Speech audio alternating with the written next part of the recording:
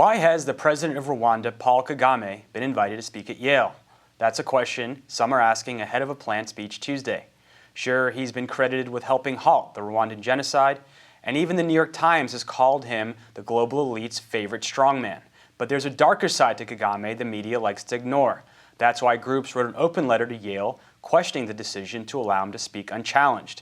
Members of Yale's law community write, quote, "Organizations such as Human Rights Watch, Amnesty International, even the United Nations have documented grave human rights abuses committed by Rwandan officials, enforced disappearances, summary executions, arbitrary detentions, suppression of free speech, and widespread intimidation of journalists and civil society members.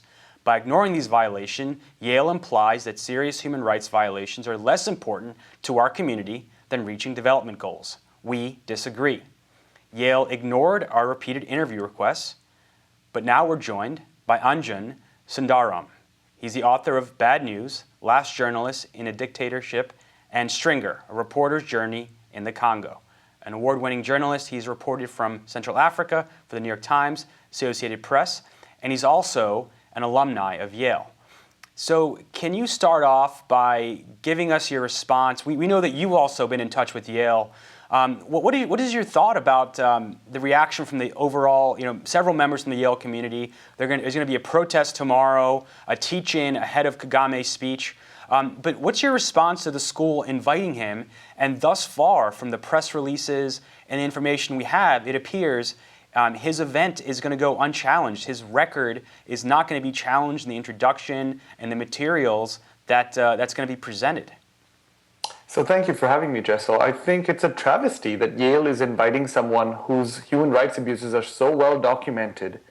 And Yale is not only inviting him to speak unchallenged, they are whitewashing his record by announcing his speech without mentioning any of those abuses.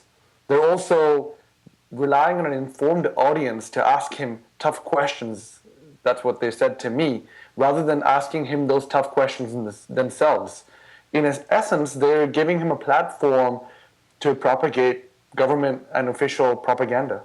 And so I actually wanted to play a clip of an event I filmed in 2013 for The Real News when a protester tried to ask Kagame a tough question. This is at Cooper Union. The protester was put in a chokehold and dragged out. Can someone please tell this heckler that they should not disrupt the world, the face of the Holocaust to the world? Everyone knows it. Everyone knows it. It's not a secret. Can someone please... Look at the State Department report. Look at the State Now this is Department astonishing. report. We have Elie Wiesel speaking, whose birthday is tomorrow, his 85th birthday, thank God, and this man has absolutely no respect. So we just watched a clip of a protester being dragged out for trying to raise the issue of Rwanda's role in the Congolese Civil War, specifically the backing of M23 rebels who have widely been linked to Rwanda, and also linked to a whole series of atrocities. What's your response? That's what happened when someone tried to ask Kagame a tough question. I think it's very clear that Kagame's approach to free speech is to stifle it. He has destroyed his country's free press. He has systematically imprisoned and abused journalists who have criticized him. One of my students, journalism students in Rwanda, was shot dead on the day he criticized Paul Kagame. 2 young women were sent to prison for several years for insulting Kagame. 2 others fled the country fearing for their lives, and others have joined the presidential propaganda team or simply abandoned journalism because it's so dangerous for themselves and their families. So for Yale to rely on the audience to ask Kagame tough questions is ridiculous. And we had hoped that David Himbara, a former official who was worked with Kagame, called his right-hand man, would be able to join us for the interview. He had technical problems, but he himself has faced death threats. He had to flee his position because his relationship with Kagame got frayed, and he lives in Toronto now, but he still lives in fear because Rwandan officials have been linked with assassination attempts around the world for critics of the regime. Not only have they been linked, but Kagame has taken few pains to distance himself from those killings.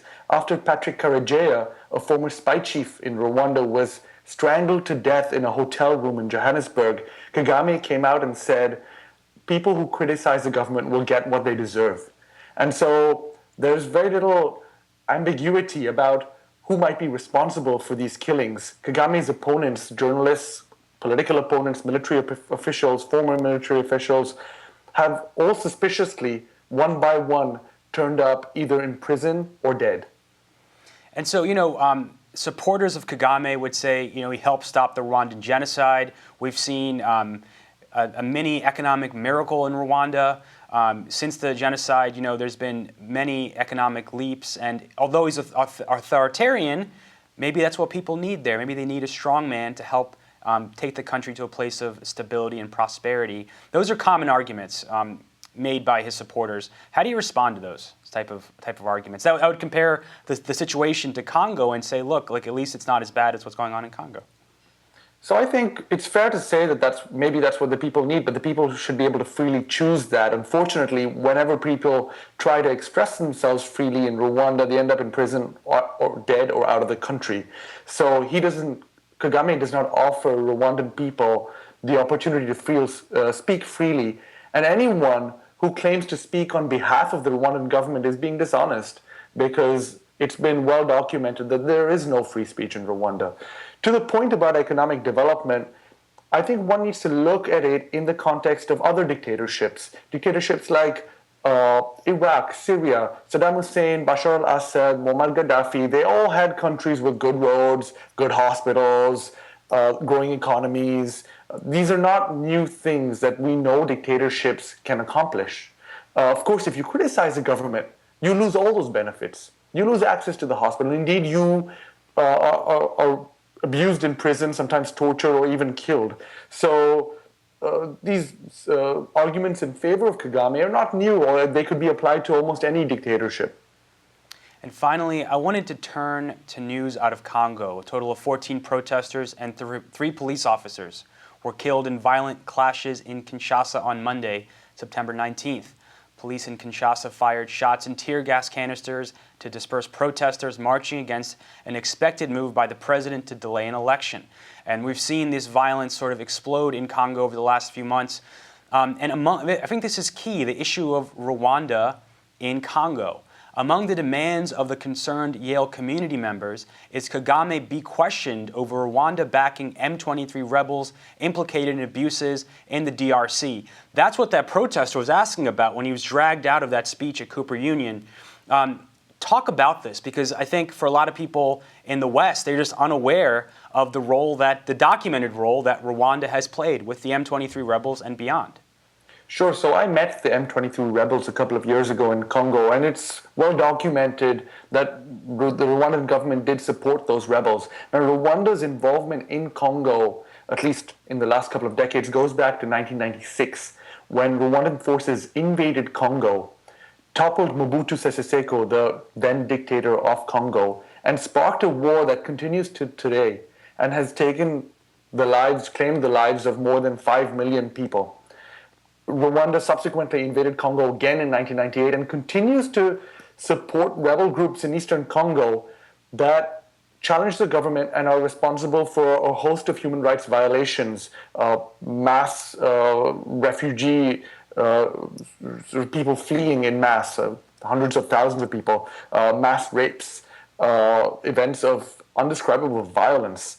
And Rwanda has always denied its connection to any of these rebel groups. But in Rwanda, I've been at government meetings where the Rwandan government puts up maps on the wall that show Rwanda not only encompassing what we know as Rwandan territory, but also including Congolese land. So they believe, many people in Rwandan government believe that a portion of eastern Congo belongs rightfully to Rwanda, and they will say that to you in private. So they believe that their support for rebel groups in eastern Congo is justified and an attempt to take back land that was illegally taken away from them and given to Congo. And finally, Paul Kagame has been a long-time, close, staunch ally to the U.S. government, going back decades. Do you think students at Yale have a responsibility to really challenge him about these abuses, which are really happening with U.S. support? I think students at Yale have a platform to be able to challenge him, but I fear that many of them will be afraid of the consequences for themselves and their families, particularly if they have any ties to Rwanda or to Central Africa, because of the way Kagame has gone after his critics in the past. So it's quite well possible that Kagame comes out of the talk relatively unscathed and able to present himself as a promoter of human rights, which is how Yale announced his speech. All right, we want to thank you so much for joining us. We want to have you back on to talk about your books and your work, and we're certainly going to follow the story and see what happens tomorrow at Yale when Kagame is visiting. Thanks so much for joining us. Thank you, Jessel. And thank you for joining us at the Real News Network.